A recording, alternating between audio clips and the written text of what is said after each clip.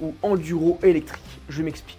Tout ce qui est les Starvarg, Talaria, Suron, Electric Motion, ça c'est excellent. Aux États-Unis, ils se ruent dessus. En France, il commence à y avoir une grosse demande et le marché se développe à fond les ballons. Clairement, je pense qu'il y a un coup à jouer sur ce marché-là, mais la proposition de valeur est assez sympa. Je sais que les Suron, elles, c'est donc une petite motocross qui ressemble quasiment à un mix entre une motocross et un VTT, où c'est beaucoup de pièces de VTT sur ces motos-là, il faut le dire. Les Talaria, elles, c'est un peu plus amélioré, c'est quand même déjà plus des pièces de moto pures et dures, donc pour ce qui est les freins, les étriers de frein, les disques, etc.